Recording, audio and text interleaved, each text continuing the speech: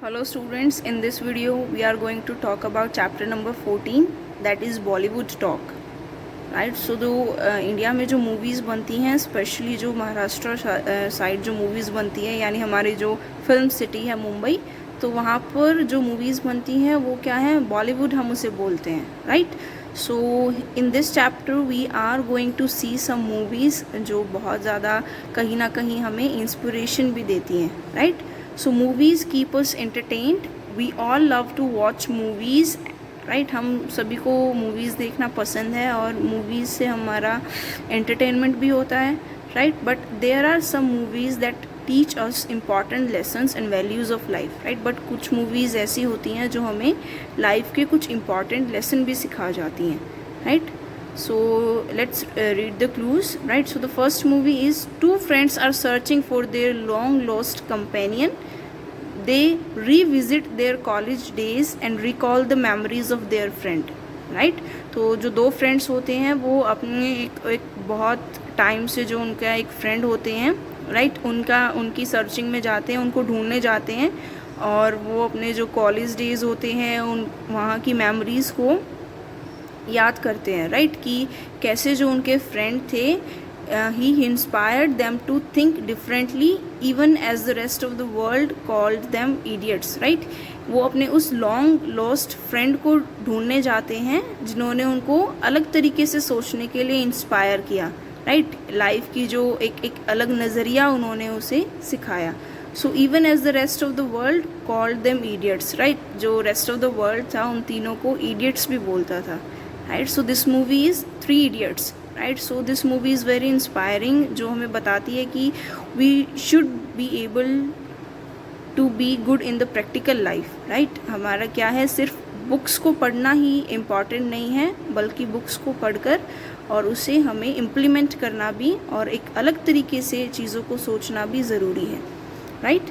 So next is a disabled young man tries to continue the work his father did in establishing contact with extraterrestrial beings. Right.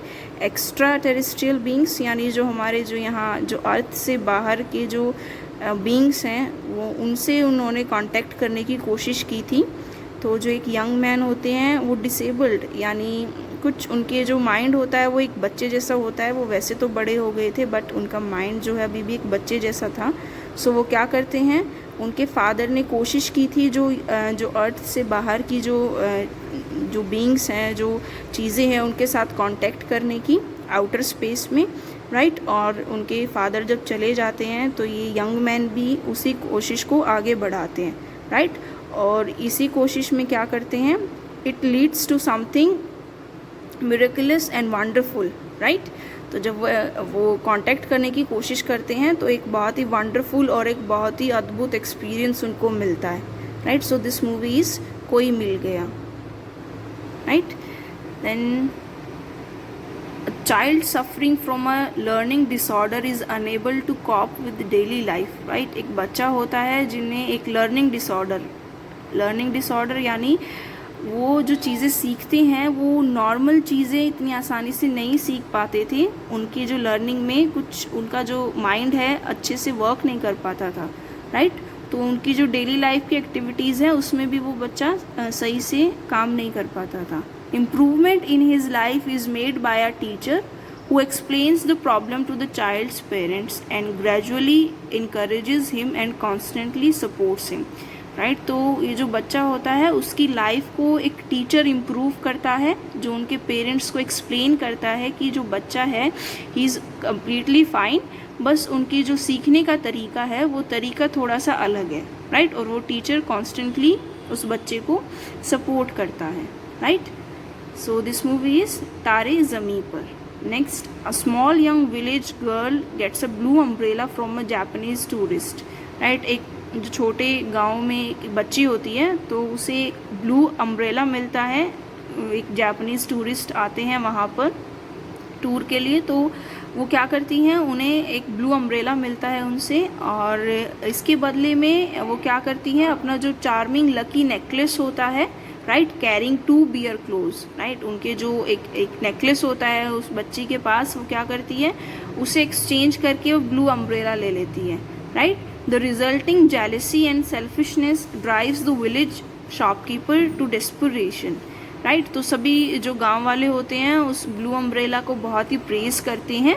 तो वहाँ पर क्या होते हैं, एक shopkeeper होते हैं जो जेलिस हो जाते हैं इस बात से, और वो सेल्फिश हो जाते हैं थोड़ा सा, और वो चाहते हैं कि किसी ना किसी तरीके से वो उस ब्लू अम्ब्रेला को हासिल कर लें, right. So this movie is the blue umbrella, right. Next, a boy loses his sister's shoes, so they both decide to share a pair of shoes until their father has saved enough money to buy a new pair, right। एक जो बच्चा होता है वो उसकी sister है, वो अपने जूते खो देती है, राइट। तो दोनों क्या डिसाइड करते हैं कि जब तक उनके जो पापा हैं वो इनफ मनी उनके पास नहीं हो पाती है कि वो एक नए जूते खरीद सकें, तब तक वो दोनों डिसाइड करते हैं कि वो दोनों एक एक जूता एक पैर में पहनेंगे और इसी तरीके से रहेंगे, right. So this movie is showing the relationship between brother and sister, and कैसे वो दोनों शेयरिंग करते हैं एक ही पेयर ऑफ शूज़ की, right. So that is all for this chapter, and this chapter is showing some brilliant movies, right, and that were giving us a inspiration also, right। जैसे 3 Idiots हमें सिखाती है नए तरीके से सोचना, कोई मिल गया हमें बताती है कि आप हमेशा कोशिश कीजिए, राइट, आप नई चीज़ें सीख सकते हैं, राइट। और तारे ज़मीं पर मूवी है, उससे बताया जाता है कि एक बच्चा अलग तरीके से भी सीख सकता है चीज़ों को, right. Blue umbrella it's showing the girl, right, जो अपना कोशिश करती है अपने अम्ब्रेला को बचाने के लिए। And the next movie the Bum Bum Bole movie, ये क्या है, एक ब्रदर और सिस्टर के रिलेशनशिप को दिखाती है।